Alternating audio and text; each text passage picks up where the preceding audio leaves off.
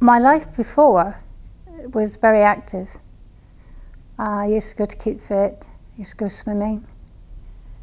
As I said, I used to do my garden, you know, but my role has changed. And it would be nice to get my leisure back.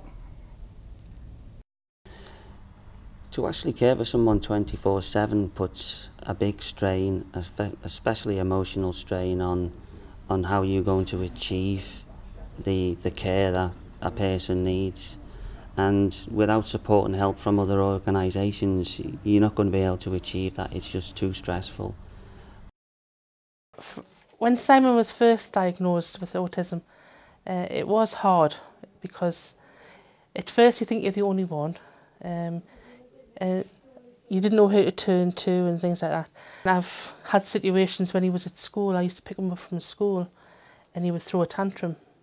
And I've been put off buses because people have been frightened of him. Just general people, I mean, autism's a hard thing. It's because there's no physical things for people to see. I've had people say, oh, just give him a good smack because he's naughty. Well, but why is he naughty? You know, he doesn't know he's not doing like right or wrong. So, and I found quite isolated because like none of my friends had children with any disabilities. I didn't really know who to turn to. So for years I just thought it was just, I had nothing of my own. You know, I was a mother and a wife, but I didn't have anything after that. And I found I just vegetated. I'm a carer for my husband, Andrew. Andrew contracted encephalitis in July '97, 16th of July, Wednesday. And it just started off with flu-like symptoms. He'd been poorly for a week and I'd just sort of done the appropriate nursing that you do, the flu symptoms,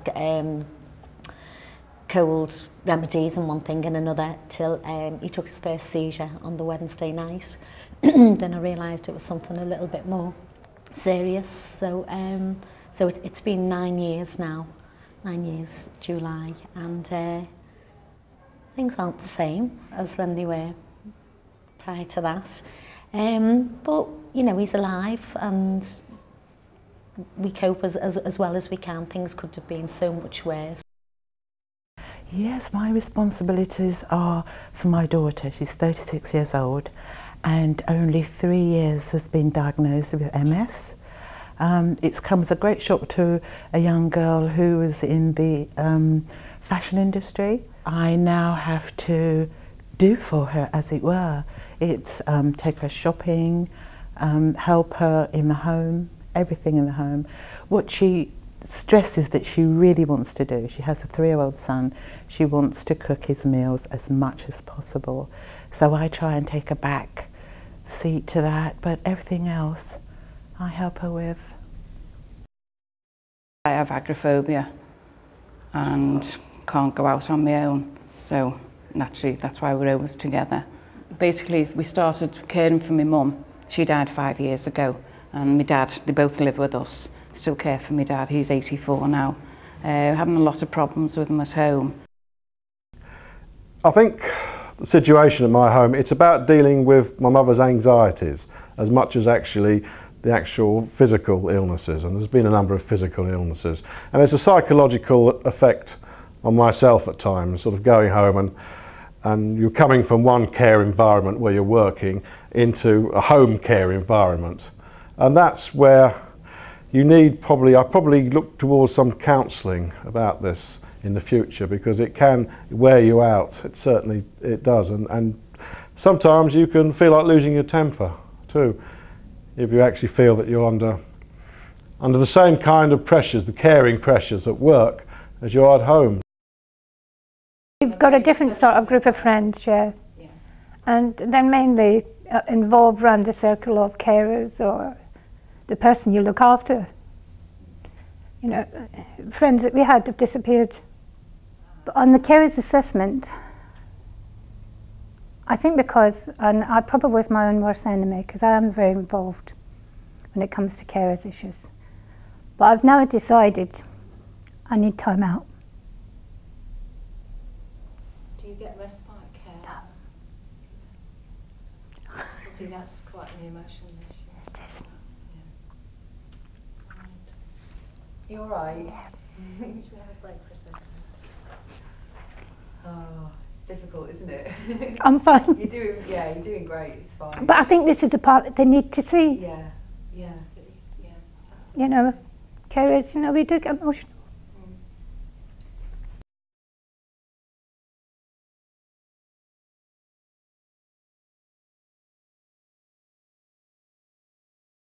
You hear about things, help from people outside, perhaps not in the services, because you don't know who to go and ask. So you don't ask them. Somebody who's in a similar caring situation say, well, did you know that this and this is available? You think, no. So you ring up people they give you the name of, and then you say, I've heard this is possible. Is it true? And then it's a yes, and then you're open to all sorts of things. So now that I've found out, I will try and find out more about it. Once any person is hit with a life-changing episode, you know, in their life, be it encephalitis, any type of brain injury, it's so important that people on that ward, relatives, husbands, wives, are made aware of these services, because other than that, and to, you know, to explain, and for there to be literature there at hand for them to know that it is a lifeline. It really is a lifeline. That once you leave that hospital ward, and you know, like me, I thought once we get home, everything will be back to normal, everything will be great, and it's not. And you're home and you're with this person who has changed dramatically, and you have to change along with it. And you don't have to do it on your own. And it's really important that people are made aware of the likes of Sefton carers and steps. Mainly, I found out about what's available for me from going to a carers in Hertfordshire group. The only reason I came across carers in Hertfordshire was while I was in hospital for the six months. I went to the Old Town for a walk because I just couldn't cope anymore, and came across carers in Hertfordshire. And it was then, you know, I realised I was a carer. I found out about services available for carers through my partner, Bob, through his actual illness down at the psychiatric unit. After they had managed to help him, they then turned their attention to me and suggested that I needed maybe a carer's assessment. They were quite concerned that no one was actually looking after my needs. My dad, he died last year. He had cancer, so I was like his full-time carer. I mean, I didn't even know I was a carer until after he died, and Liz says, oh, I've got this coming up. You can do it, you've been a carer. I'm like,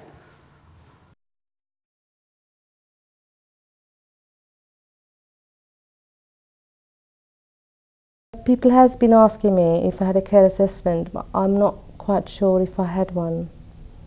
So I asked the shorter services, see if I had one, and nobody come back to me. I was just keeping going in circle and circle, so nobody giving me any answers if I had one or what's happened. What happened was one of the nurses, one of the sisters on the wards, asked would I like a social worker, and I jumped at it. I went, yes please, you know, I'll have anything that's available, because obviously this was all so new to us that you know, you are on your own.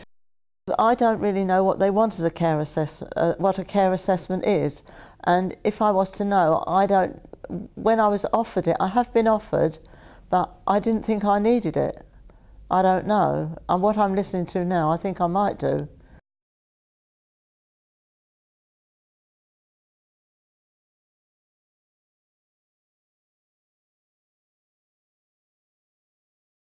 I think carers, we need to go back to having somebody we can contact in a crisis, you know. We need to, it's like saying about the emergency package. Carers, we do need something like that. And we need somebody who we can respond to direct during, you know, 5 days, Monday to Friday, between 9 till 5. We know nobody works 24 hours a day like we do. So, you know, it would be helpful.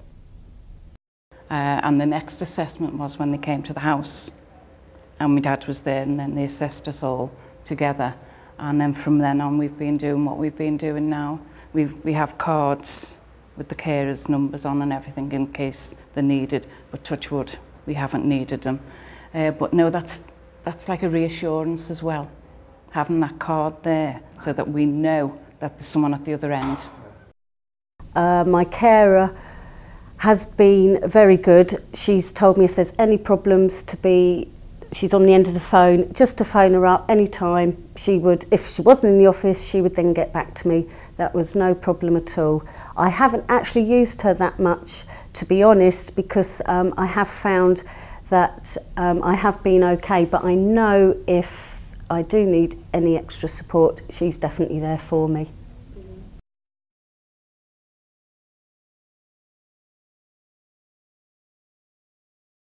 Yes, I could talk to her also about my emotional needs, my health, but as I said, I did actually feel that I was coping quite well, but she did give me the opportunity that if I felt I did need that extra support, that she was there on the whole of my well-being.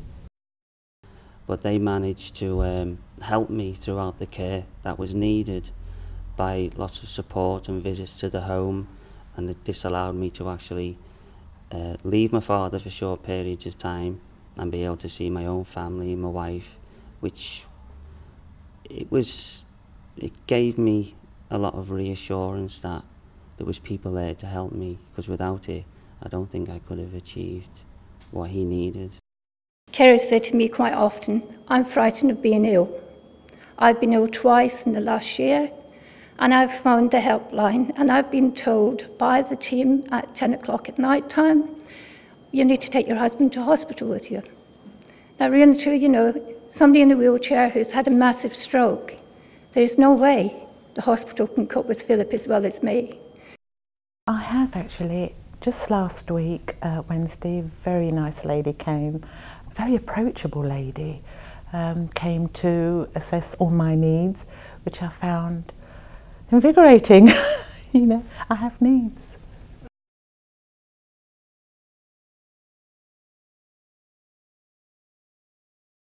My mother had a care worker coming in each day to help her get dressed in the morning. It's fairly minimal help. But the care workers kept letting us down by, for example, not arriving or not doing the job properly, being too quick, not knowing what they were supposed to do when they got there. I felt very let down in that way, in that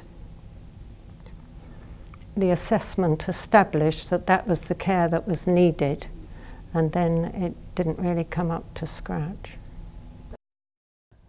And only recently, in the last 3 weeks, I have had to chase the agency at 11 o'clock at night, and they turned around and said, well, there's nobody to come there. They didn't know nobody had been in, but why? So I've had to get a taxi and go and try and help the carer who's living in with my mother to deal with my mother's needs at that time.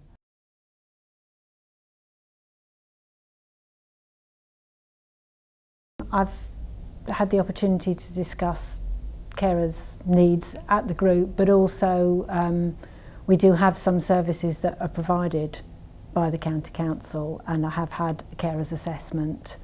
Though I have to say, from my point of view, I had the carers assessment with my husband present, and I would have quite liked to have it on my own, and that's quite a difficult thing to say, actually, when the person you're caring for is a member of your family, a close member of your family, to actually sort of imply that there are things that you'd like to say that you don't want them to hear.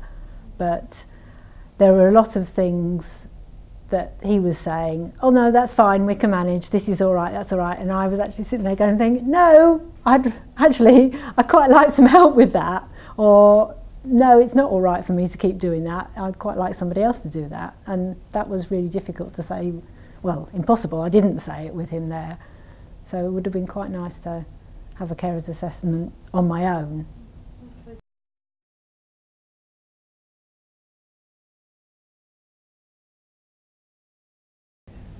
I have felt with adult care services that when it comes to assessments, those that I have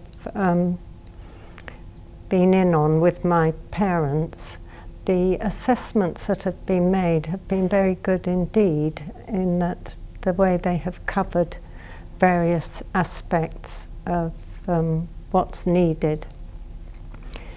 Where I feel I've been let down is afterwards, after the assessment, where I have tried to get in touch, for example, with the social worker, and haven't been able to. She's always out, always at a meeting, on holiday, whatever. It's always been really difficult in that way.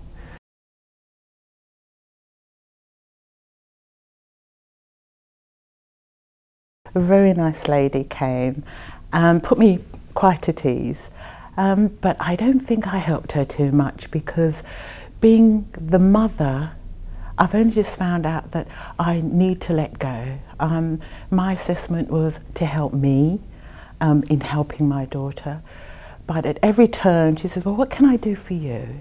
And I'll put her back to my daughter. I didn't get it into my head that this was an opportunity for me to get help. I've been conditioned now to try and get as much help as I can for my daughter. So she was saying to me, well, Janice, what can I do for you? And I said, well, I really would like help, at least one day a week. And it was, well, what would you do? And I said, well, I'll keep my grandson with me, and if you just help my daughter. And she was saying, but if you're keeping your grandson, you're not getting the help. And that's where I'm getting that I'm not letting go to get the help for myself and my own worst enemy.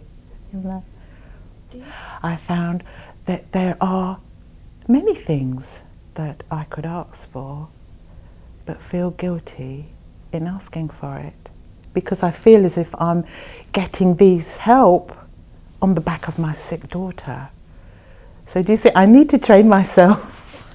I need to let go.